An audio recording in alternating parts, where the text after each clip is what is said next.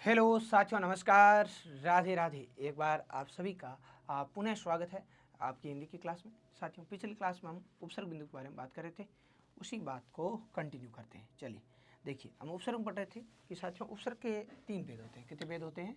3 भेद होते हैं। हिंदी में जनरली उपसर्ग आपके 3 प्रकार के प्रचलित है। कितने प्रकार के उपसर्ग प्रचलित है? 3 प्रकार के। आपके संस्कृत के उपसर्ग, जो हमने इससे 2 क्लास पीछे वाले में पूरा पढ़ लिया है। 22 उपसर्ग प्रचलित है संस्कृत के। और अगला भेद था अपना हिंदी के उपसर्ग, ये भी कितने होते हैं? 22 होते हैं। और थर्ड भेद था अपना विदेशी उपसर्ग। कौन सा था? विदेशी उपसर्ग।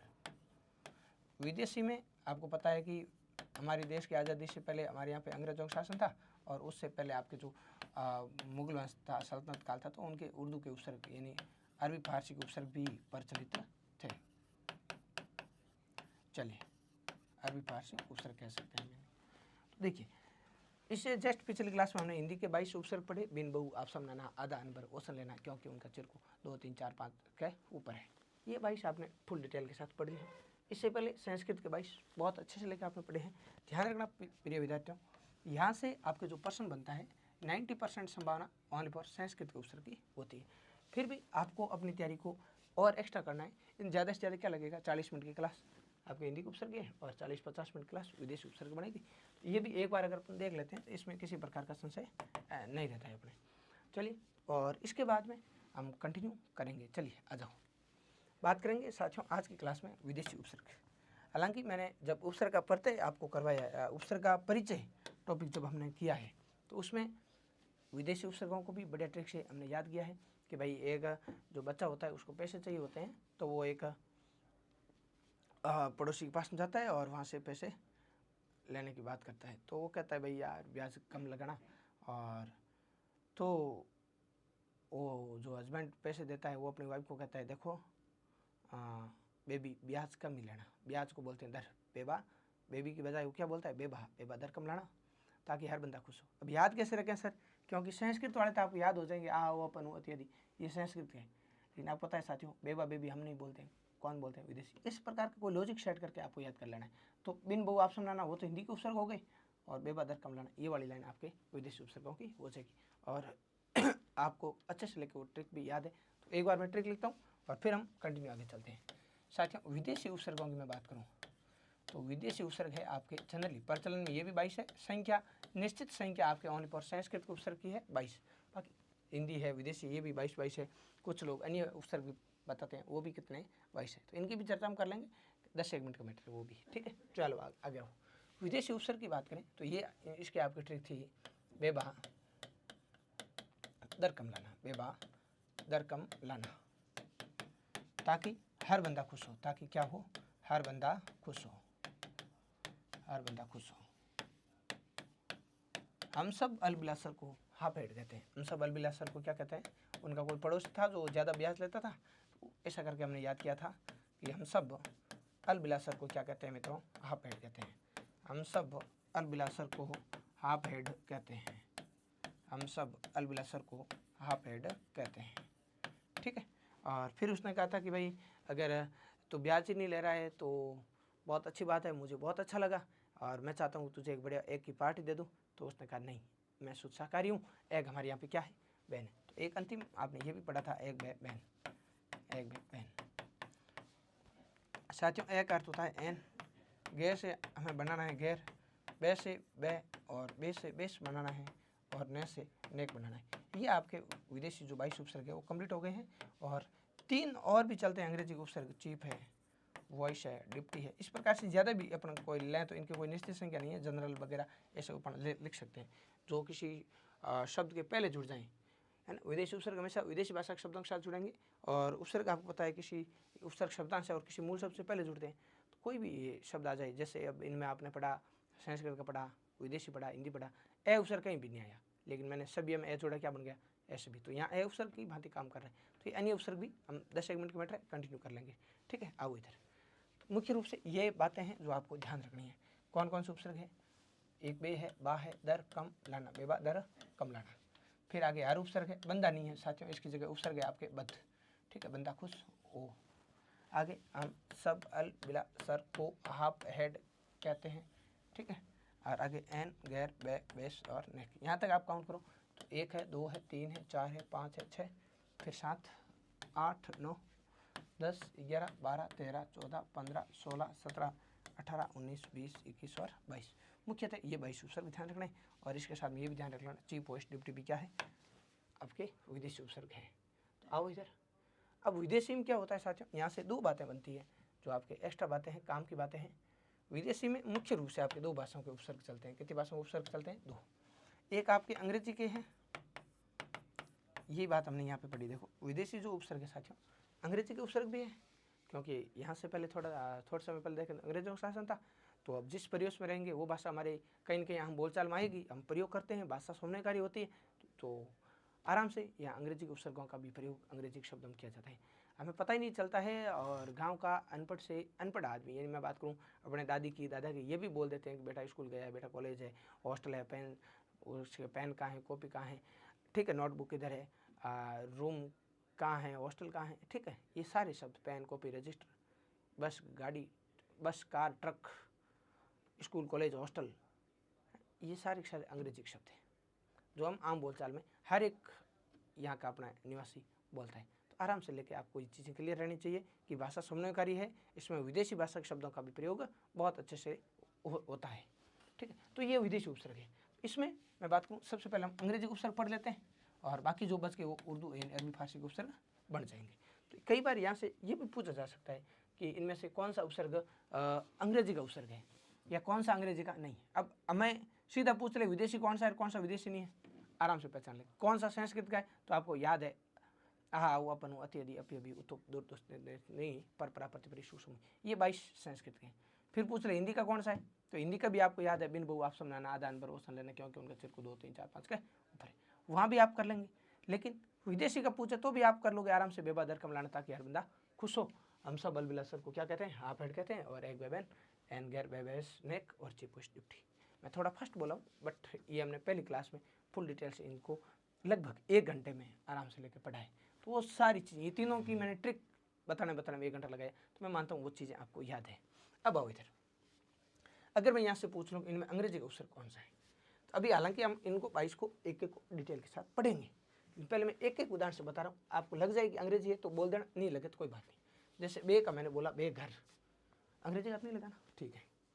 बाइज्जत नहीं, दरअसल, कमाकल, लाइलाज, नापसंद, हरदम, हर वक्त, बदमाश, बदसूरत, खुश मिजाज, खुश दिल, हम सफ़र, हम वतन, सब इंस्पेक्टर। अब सब कैसा आ गया अंग्रेजी का, तो साथियों एक तो अंग्रेजी का आपका हो जाएगा सब, क्या हो जाएगा सब।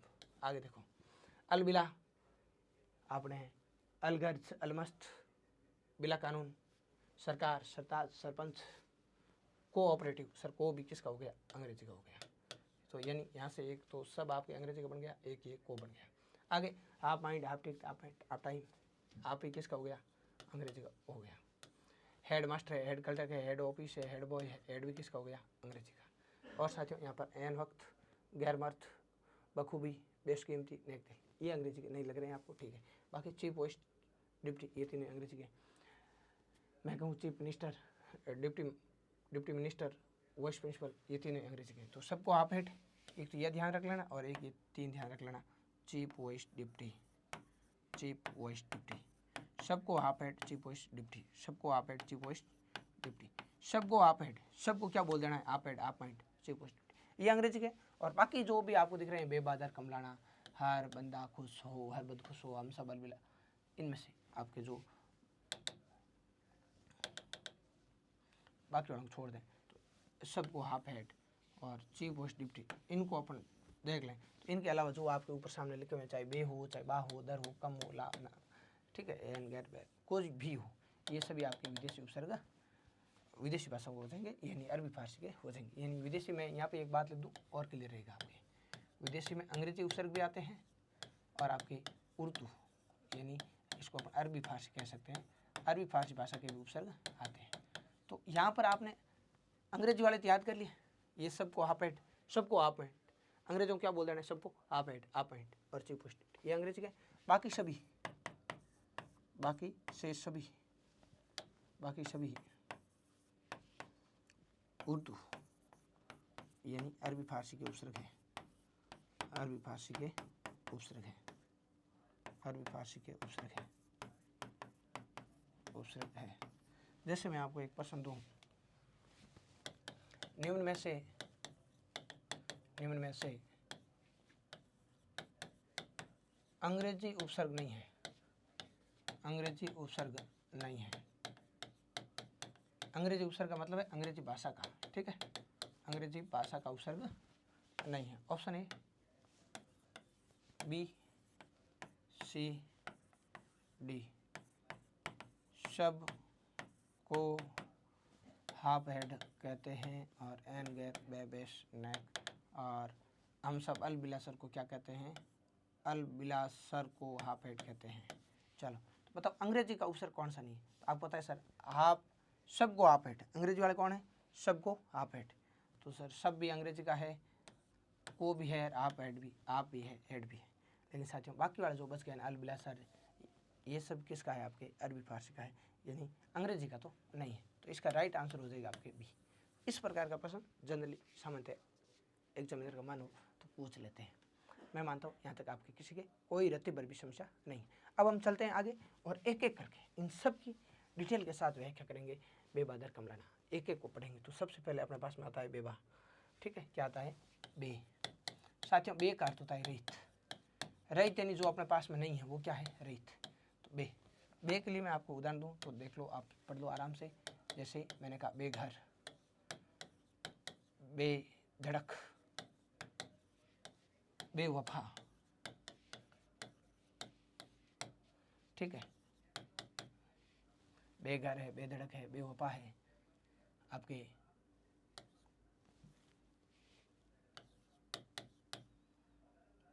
बेदखल, ये आपकी बे के उदाहरण हो गए। बेघर है, बेधड़क है, बेवफा है, ठीक है, बेकसूर है, आराम से लेके आप यहाँ कर लोगे। बे के बाद आता है साथियों बा, बे के बाद में क्या आता है, बा। बा का अर्थ होता है सहित, बे यानी रहित और बा यानी सहित। जैसे देखो मैंने कहा बेघर मतलब बिना घर का, घर से रहित है, बेधड़क बिना धड़के के, बेवफा बिना वफा के, बेदखल बिना दखल अंदाजी के। तो आराम से ये रहित हो गया, रहित यानी बिना, और सहित यानी साथ में, ठीक है। जैसे मैंने कहा बाइज्जत, भाई कई बार हम पढ़ते हैं कि कैदी को बाइज्जत बरी किया, बाइज्जत मतलब ठोक ठाक बरी नहीं किया, बा यानी सहित है, इज्जत के साथ, इज्जत सहित बरी किया, यानी उसको संशय के घेरे में पकड़ा था लेकिन वो निर्दोष निकल गया तो उसको बाइज्जत बरी कहते हैं, बाइज्जत, इज्जत के साथ में। बाकायदा, कायदे के साथ, कायदे के अनुसार। बाअदब, साथियों अदब का अर्थ क्या होता है, देखो बाअदब का अर्थ क्या हो जाएगा, शिष्टाचार के साथ। बाअदब का अर्थ क्या हो जाएगा, शिष्टाचार के साथ, ठीक। बाअदब का अर्थ होता है शिष्टाचार। तो इस प्रकार से लेके बा मुलायजा भी आ सकता है, बा मुलायजा, तो बा प्लस मुलायजा, बा प्लस इज्जत, बा इज्जत, बा मुलायजा, बाकायदा, बाअदब, ये सारे आपके बा के उदाहरण हो जाएंगे। मैं मानता हूँ सभी साथियों के क्लियर है। ओके चलो तो आगे, ठीक है। अब बेबा, बे बा, फिर हमने क्या पढ़ा, दर कम लाना, दर, दर का अर्थ क्या होता है मित्रों, मैं, दर यानी मैं।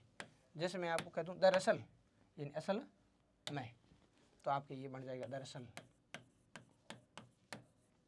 आराम से हो जाएगा दर प्लस असल, दरअसल, दर उपसर्ग है। इस तरह से आपके आ जाए दर हकीकत, दर हकीकत, दरबार, दर किनार, दर किनार, दरमियान, दरमियान। तो आराम से लेके आप इनको भी पहचान लोगे, दरअसल है, दरबार है, दर हकीकत है, दर किनार है, दरखास्त, दर प्लस खास्त है, आराम से कोई समस्या नहीं होगी। नॉर्मली दर प्लस हकीकत, दर हकीकत, दरबार, दर किनार, दरमियान, दरखास्त, दर हो जाएगा आराम से। कहीं इसमें रत्ती भर भी समस्या आने वाली चीज़ें है नहीं भाई यहाँ पे, ठीक है। आओ इधर, बेबा दर कम, बेबा दर कम लाना, ये वाली लाइन आपको परफेक्ट याद होनी चाहिए। कौन सी, बेबा दर कम लाना, तो यहाँ तक आ जाओ। बेबा दर कम, कम का अर्थ क्या होता है साथियों, मैं कहता हूँ भाई ये चीज़ कम है मतलब अल्प है, थोड़ी है, न्यून है, हीन है, इनका अर्थ ये होता है। तो कम का अर्थ हो जाएगा अल्प, कम का अर्थ क्या हो जाएगा, अल्प है, हीन है, ठीक है, थोड़ा है, अपन ये कह सकते हैं।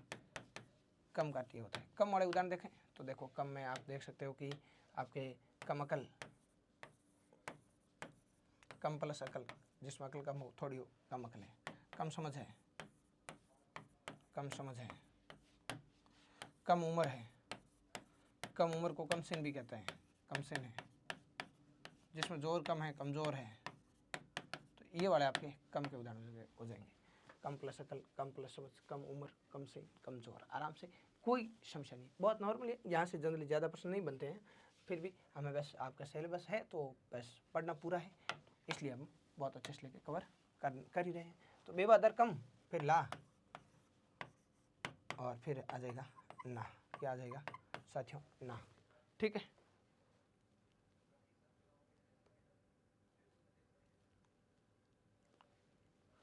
ला का अर्थ क्या होता है साथियों? जैसे लापरवाह, बिना परवाह की। ठीक है, तो परे या बिना। ठीक है, और ना यानी नहीं या बिना। कैसे? देखो उदाहरण, जैसे मेरे पास शब्द है साथियों ला, लापरवाह मतलब बिना परवाह के। लाजवाब, जवाब से परे, बहुत अच्छी चीज़ हो तो अपने बोल देते हैं लाजवाब, जवाब, जवाब से परे। ला इलाज, बिना इलाज के या इलाज से परे। भाई वो ला इलाज बीमारी है, मतलब इलाज से परे की बीमारी है।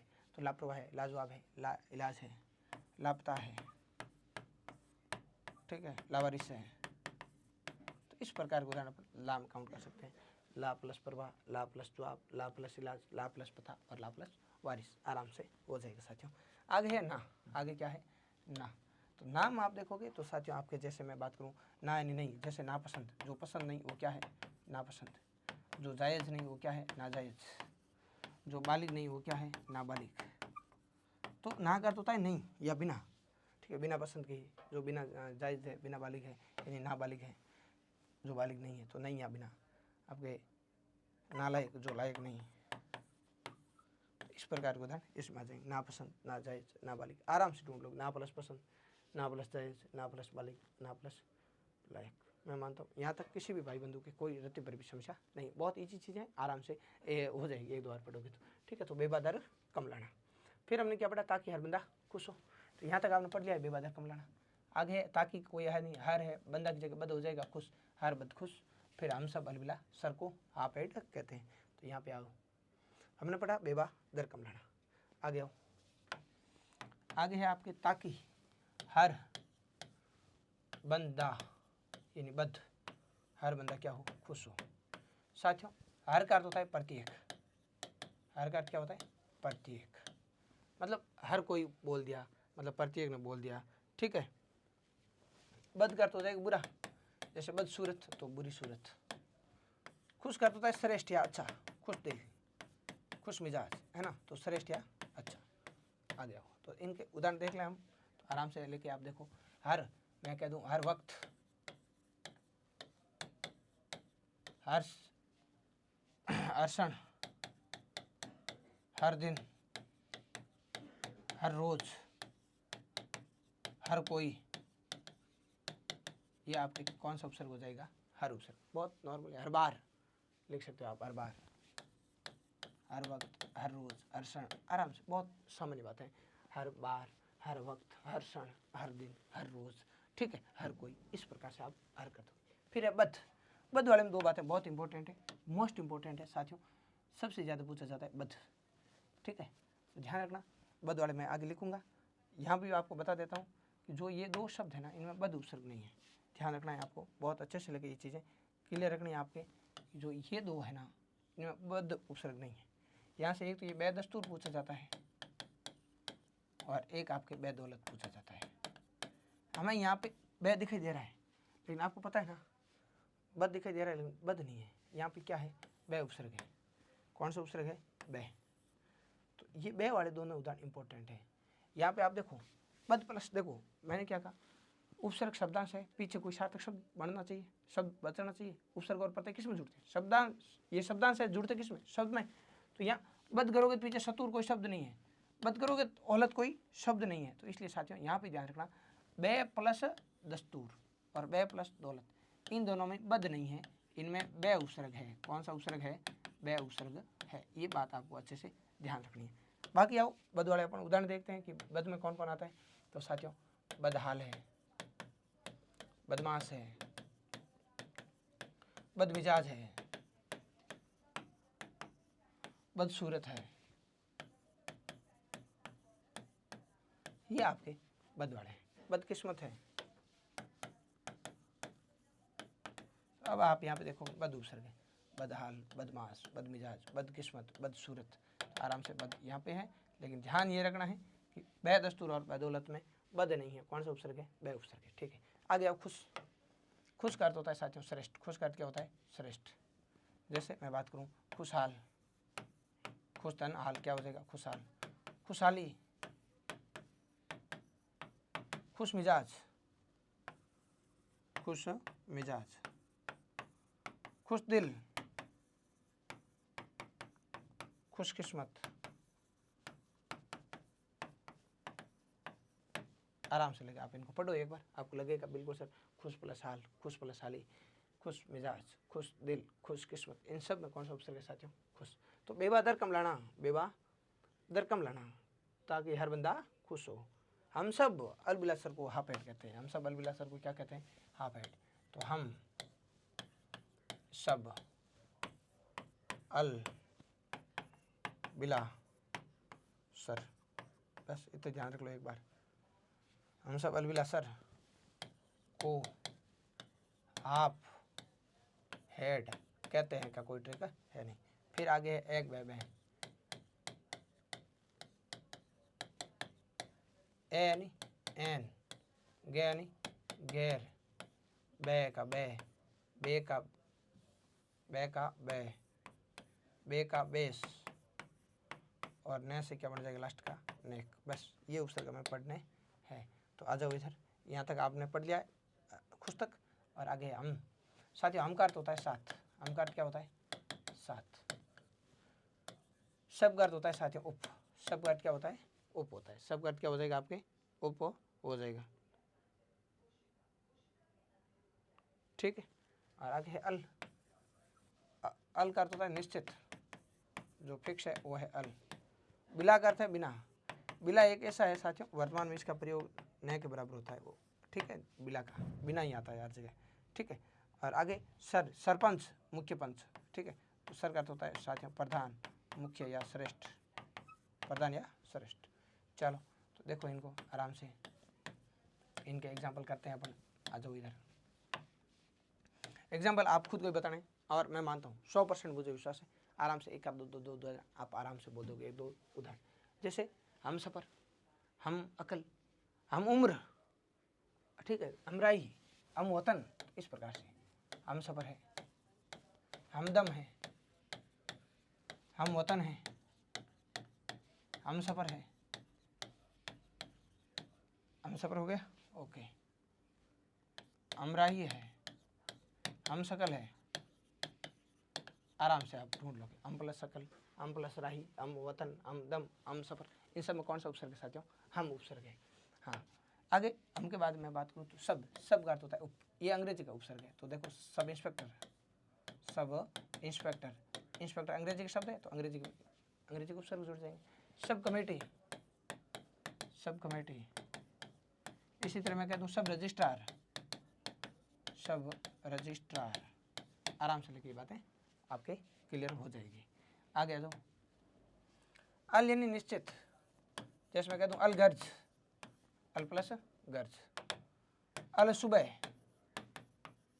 अल सुबह। अलविदा, अलबत्ता, अलबेला, अलबत्ता। आराम से ये चीज़ें भी आपके नॉर्मली बहुत अच्छे से क्लियर है, ये मैं आपको से उम्मीद करता हूँ। ठीक है, अलगर्ज, अलसुबह, अलमस्त। ठीक है, तो ये आपके अल वाली बात है, यहाँ पे क्लियर होती है। मैं मानता हूँ सभी दोस्तों के बहुत तगड़े तरीके से लगे ये चीज़ें एकदम डन है। चलो आगे, बिला। बिला का मैं बात करूँ तो बिला का साथियों वर्तमान में इतना विशेष जो है आपके प्रयोग नहीं होता है। सब जगह बिला की जगह क्या बोल देते हैं? बिना। जैसे इसका उदाहरण देखो आप, बिला वजह, बिला कसूर, बिला कानून, अब आप बताओ, कोई बिला कानून बोलता है क्या? नहीं, बिना कानून, बिना वजह, बिना कसूर। तो बिला का अर्थ है बिना। जनरली इसका प्रयोग अभी वर्तमान में नहीं होता है, फिर भी सरकारी किताब कहती है तो हमें ध्यान रखना है। आगे साथियों सर, सर का अर्थ है प्रधान, मुख्य या श्रेष्ठ, ठीक है। तो जैसे मैं बात करूं आपके सर से तो क्या हो जाएगा? सरदार, सरताज, सरपंच, सरकार, देखो सर प्लस दार, सर प्लस ताज, सर प्लस पंच, सर प्लस कार, आराम से आपके, मैं मानता हूँ इसमें कोई ज़्यादा समझाने की बातें है नहीं, बस एज ए आपको पढ़ना है, बस टॉपिक है तो भाई नज़र में निकाल लेते हैं एक बार, तो बस अब मन में थोड़ी शांति रहती है कि हमने पूरा पढ़ जाए। बाकी यहाँ से ऐसी कोई प्रश्न बनने वाली बड़ी बात है नहीं, यहाँ सीधा ये पूछ सकते हैं कि कौन सा विदेशी उपसर्ग है या कौन सा विदेशी उपसर्ग नहीं है। बाकी जो इम्पोर्टेंट तो देखो अपने आप में हर चीज़ इंपॉर्टेंट है, ठीक है, नगणी कुछ भी नहीं, लेकिन प्रश्न कम बनते हैं। फिर भी ये बहुत ज़्यादा इजी टॉपिक है भैया। अब ऐसा कौन है जो सब रजिस्ट्रार उपसर्ग पूछे कि सब है, अल है, बिला है या सर है? हर कोई बता देगा सब है, लेकिन बस नज़र में से निकालना है। तो हम सब अलबिला सर को, सब अलबिला सर को हाफ हेड कहते हैं। तो बताओ को से अपन शुरुआत करें। को अंग्रेजी का उपसर्ग है साथियों, को किसका उपसर्ग है? अंग्रेजी का है। तो आराम से लेके आपको को का अर्थ आना चाहिए। जैसे मैं को का अर्थ होता है आपके सहित, को का अर्थ क्या होता है? सहित। देखो आप दो चार उदाहरण देखो आपके अंग्रेजी है, कोऑपरेटिव, कोऑपरेटिव। अब आप जब ये ऑपरेटिव शब्द देखोगे तो आप आराम से ढूंढ लोगे कि यहाँ कोऑपरेटिव उपसर्ग कौन है? को है। को एजुकेशन, को एजुकेशन, कोऑपरेशन, कोऑपरेशन। तो आराम से लेके आप इनको भी ढूंढ लोगे। चलो, को प्लस ऑपरेशन, को प्लस एजुकेशन, को प्लस ऑपरेटिव। आपका अर्थ क्या होता है मित्रों? आप सभी जानते हैं हाफ का अर्थ होता है सर आधा। हाफ का अर्थ क्या होता है? आधा। फुल का अर्थ है पूरा और हाफ यानी आधा। चलो आप बड़े उदाहरण देखो, हाफ कमीज, half pant, half shirt, half day, half ticket, half ticket, half time, half time, half mind. तो आप आराम से लेके इनको भी पहचान लोगे। हाफ कमीज है, हाफ टाइम है, हाफ पैंट है, हाफ शर्ट है, ठीक है। आगे है हेड। भाई साहब हेड का अर्थ क्या होता है? प्रधान, मुख्य। तो हेड का अर्थ हो जाएगा प्रधान, मुख्य। जैसे उदाहरण के तौर पे अपने देखें तो कोई नॉर्मल बातें हैं भाई, head master, head, head master, head office, head office, head branch, head branch, head clerk. आराम से लेके आप क्लियर हो जाएगा कि head boy, head office, head master, ये हेड कांस्टेबल, ये है आपके हाफ के उदाहरण, हाफ हेड, ठीक है। और फिर एक बैन, ये आपके जनरली लास्ट स्लाइड है, बाकी इसमें और चीज़ें आप पढ़ेंगे आज की क्लास में। देखो एन का अर्थ होता है साथियों ठीक। एन का अर्थ क्या होता है? ठीक। जैसे मैं कह दूँ भाई तू तो एकदम एन वक्त पे आया है, एन वक्त पे आया है मतलब ठीक वक्त पे आया है, एन जगह आया है मतलब बिल्कुल ठीक जगह आया है। तो बिल्कुल इस प्रकार का एक दो उदाहरण है। देखो एन वक्त, एन जगह, एन मौके, समझ गए? ठीक है। गैर का अर्थ क्या होता है? जैसे मैं कह दूँ गैर मर्द, तो गैर का अर्थ क्या है? पराया, यानी दूसरा या भिन्न। गैर के दो तीन उदाहरण देख लो। जैसे आपके पास शब्द है गैर मर्द, गैर मर्द, गैर हाजिर, गैर सरकारी, गैर सरकारी, गैर कानूनी, गैर कानूनी। इस प्रकार के कोई भी उदाहरण जहाँ गैर दिखे वहाँ गैर उपसर्ग है, बस हमें ये ध्यान रखना है। साथियों बै का अर्थ होता है सहित। बै का अर्थ क्या होता है? सहित। बै का अर्थ क्या है? सहित। और बै में ध्यान रखना सबसे इंपॉर्टेंट चीज़ आएगी बै दौलत और बै दस्तूर। बै दौलत और बै दस्तूर, ध्यान रखना। बै प्लस दस्तूर है, इधर बै प्लस दौलत शब्द है जो हमने अभी पढ़ा है ना पीछे, बै दौलत और बै दस्तूर। देखो यहाँ पे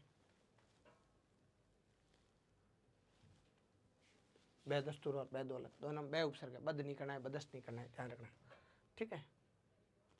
आगे बेम देखो, बेखूबी, खूबी के साथ, बेशर्त या बेशर्त, बतौर। तो आप आराम से देख लोगे इनमें बे उपसर्ग, बे प्लस तौर, बे प्लस शर्त, बे प्लस खूबी, बे प्लस दस्तूर और बे प्लस दौलत। आराम से बेस का क्या है, बेबी को बेस पसंद है, क्या पसंद है, बेस पसंद है, तो बेस यानी अत्यधिक या अधिक, ठीक है। जैसे मैं आपके लिए उदाहरण दूँ कि ये बेशकीमती हार है, तो बेशकीमती मतलब जिसकी कीमत बहुत अधिक हो, बेशकीमत भी लिख सकते हैं, बेशकीमती, बेशकीमत, जनरल इसमें ये उदाहरण आपको ध्यान रखना है। साथ ही आगे है नेक, ये बिल्कुल नेक इंसान है, इनके से इंसान है, भला इंसान है, नेक इंसान है मतलब भला इंसान है, नेक अर्थ होता है भला। तो देखो आपके पास में साथियों शब्द है नेक दिल, ये नेक इंसान है, तो नेक इंसान, नेक नियत, नेक नियत, नेक राह यानी अच्छा मार्ग है, तो ये आपके नेक दिल है, नेक नियत है, नेक इंसान है, ठीक है। आराम से लेके नेक राह आप समझ जाओगे। तो एक बे बैन, एन एन गैर बे बेस और नेक, ये भी आपने पढ़ लिया है। साथियों अंतिम जो आपको मैंने लिखा थे कि आपके चीफ पॉजिटिविटी का भी थोड़ा ध्यान रखना, इस प्रकार के शब्द भी आ सकते हैं। तो मैंने यहाँ तक भी पढ़ लिया, अरबी लसर को आप ऐड कहते हैं, एक बे बैन, ये भी हो गया आपके। अब एक क्या ध्यान रखना है आपको, चीफ पॉजिटिविटी, क्या ध्यान रखना है, चीफ पॉजिटिविटी, ठीक है। रख लो ध्यान आराम, ठीक है। साथियों एक आपके आ सकता है चीफ आ सकता है, एक आपके वॉइस आ सकता है, इसी तरह एक आपको क्या पूछ सकते हैं, डिप्टी पूछ सकते हैं, ठीक है। इनका ये अंग्रेजी है तीनों चीफ वॉइस डिप्टी, तो इनका भी आपको थोड़ा थोड़ा ध्यान रखना है साथियों।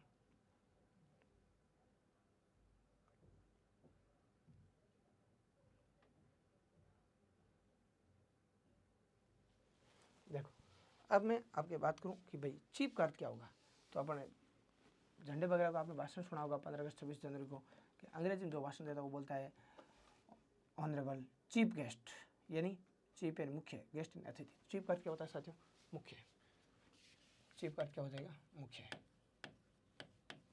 तो जैसे मैं कह दूँ चीफ गेस्ट यानी मुख्य अतिथि, आपको मैं कह दूँ चीफ मिनिस्टर, चीफ मिनिस्टर मुख्य मंत्री, CM chief minister, chief secretary, तो यहाँ पर आपको चीफ क्लियर दिख रहा है और चीफ पहले आया है, तो चीफ क्या है, उपसर्ग है। वॉइस का अर्थ होता है उप, वॉइस यानी उप, जैसे vice principal, vice principal, vice chancellor, vice chancellor, vice chairman, vice chairman, इस प्रकार के उदाहरण आपको यहाँ मिल जाएंगे। और डिप्टी का अर्थ क्या होता है साथियों, सहायक, डिप्टी का अर्थ क्या हो जाएगा, सहायक। जैसे मैं कह दूँ आपको deputy collector, deputy collector, deputy inspector, तो इस प्रकार के शब्द आपके अंग्रेजी में काउंट हो जाएंगे, चीफ वॉइस डिप्टी। आराम से देख लोगे कि सर कलेक्टर अंग्रेजी का है, चेयरमैन अंग्रेजी का है, गेस्ट अंग्रेजी का है, तो अंग्रेजी के शब्दों में चीफ वॉइस डिप्टी इन अंग्रेजी शब्दों का प्रयोग होता है। अब देखो साथियों हमने मैं बात करूँ तो लगभग मोटे तौर पे जो आपके उपसर्ग के हिंदी में 3 प्रकार प्रचलित है, तो इन तीनों के बारे में डिटेल के साथ चर्चा कर ली है। संस्कृत भी कर ली, हिंदी भी कर ली, और आज की क्लास में किसको पढ़ लिया है, विदेशी उपसर्ग को। अब जनरली आज तक जैसे भी प्रश्न आए आपके इन तीनों फैक्ट से आराम से हो गए, जितना हमने पढ़ा है वहाँ तक हो गए। एक नया प्रश्न थोड़ा अलग टाइप का पूछ गए, वो मैं प्रश्न आपको दे देता हूँ, आपको इसका आंसर करने का प्रयास करना है, ठीक है। और बाकी की बातें कंटिन्यू बाद में अगली क्लास में करेंगे। देखो अब इसमें एक मैं प्रश्न दे रहा हूँ, इस प्रश्न को ध्यान से देखना थोड़ा, ये अलग टाइप का प्रश्न है, एक बार पूछा गया है तो हमें थोड़ा इसका ध्यान रखना है। बाकी जितना आपने पढ़ा है वहाँ तक आपके उपसर्ग के प्रश्न बिल्कुल देखते ही करेक्ट हो जाएंगे। देखो ये प्रश्न ये है, किस विकल्प में, किस विकल्प में हम उपसर्ग का प्रयोग नहीं हुआ है। अब ये प्रश्न तो आपको गजब सा लग रहा होगा, लेकिन इसका ऑप्शन देखोगे ना तो आपको लगेगा देखो किस विकल्प में हम उपसर्ग का प्रयोग नहीं हुआ है। एक बार ऐसा पूछा गया, थोड़ा नया प्रश्न है, अभी तक हमने ये बातें नहीं पढ़ी है, नहीं हुआ है। तो यहाँ पे आप देखोगे ना, तो देखो ऑप्शन है आपके पास में साथियों, ए बी सी डी, हमराही, हमसफ़र, हमवतन, हम वतन, हम सब, हम उम्र, मतलब किस में हम उपसर्ग का प्रयोग नहीं हुआ है। हाँ, तो भाई साहब देखो यहाँ पे हम प्लस उम्र सर, हम प्लस सफर, हम सफर, हम सब और हम वतन। तो यहाँ पे वाम, हम वतन, हम सफर, हम उम्र, ये सभी सभी हम उपसर्ग है। लेकिन साथियों जो हम सब है ना, इस हम सब को अपन क्या कहते हैं अंग्रेजी में? वी यानी हम। ये आपके उत्तम पुरुष सर्वनाम है। ये उत्तम पुरुषवाचक क्या है? सर्वनाम है। बोलने वाला होता है मैं और हम, तो ये उत्तम पुरुषवाचक है क्या? सर्वनाम है। ये सर्वनाम है हम सब। हम सब को हम क्या बोल देते हैं? वी। भाई संज्ञा के स्थान मैं कहूँ कि मैं, रवि, सोहन और मैं अभी स्टूडियो में है, तो मैं सीधे बोल दूँ कि हम स्टूडियो में, बस बात खत्म। तो हम क्या है? संज्ञा के स्थान पर आने वाले शब्द क्या होते हैं? सर्वनाम। तो यहाँ पर जो ये हम सब है, ये आपके सर्वनाम पद है। तो चलिएगा साथियों, आज की बातों की हमने काफ़ी अच्छे से लेके बहुत सारी बातें की आज की क्लास में। और यहाँ पे मैं आपकी बात करूँ, अगर आप देखना चाहो तो जो आपके यहाँ से हमने जो उपसर्ग की सीरीज शुरू की है, इसमें एक पर्सन पढ़ा है हमने, और उसके बाद में कंटिन्यू यही सीरीज की है, बेवा दर कम लाना ताकि हर बंदा खुश हो। देखो ये लिख दिया हमने, और आगे आओ, बेवा दर कम लाना, फिर ताकि हर बंदा खुश हो। हम सब अलबिला सर को आप एड कहते हैं, और एन गैर बेबेश और ने, यानी एक बेबैन। आप उस लॉजिक से भी याद रख सकते हो। फिर चीफ पॉजिटिविटी, यहाँ तक ही सामान्य बातें की हमने आज की क्लास में। साथियों अभी तक मैं बात करूँ तो उपसर्ग में एक पॉइंट आता है कि कई बार एक ऐसा प्रश्न आ जाता है कि किस शब्द में एक से ज़्यादा उपसर्ग है। और जैसे मैंने कहा मुख्य रूप से 3 हैं, संस्कृत, हिंदी और विदेशी। इसके अलावा कुछ अवयव शब्द होते हैं संस्कृत के, जहाँ से जनरली प्रश्न नहीं बनते हैं, बहुत कम बनते हैं। और एक एकाधिक उपसर्ग, यहाँ से प्रश्न आता है कि एक से अधिक उपसर्ग किस में है, या किस शब्द में एक उपसर्ग है, सॉरी उपसर्ग और प्रत्यय दोनों है। तो ये लगभग 15 मिनट का मैटर है, इसको अपन अगली क्लास में कंटिन्यू करेंगे। साथियों मैं मानता हूँ कि आज की क्लास आपको बहुत अच्छे से लेके पसंद आई है, और यहाँ से आप बहुत कुछ सीखे भी हैं। तो चलिए क्लास कैसी लगी जरूर बताइएगा, और बिल्कुल लगे रहें कंटिन्यू तैयारी में। माँ शारदा के आशीर्वाद से सभी को अपनी सफलता बहुत अच्छे से लेकर मिलेगी। साथियों आज के लिए इतना ही, धन्यवाद, राधे राधे।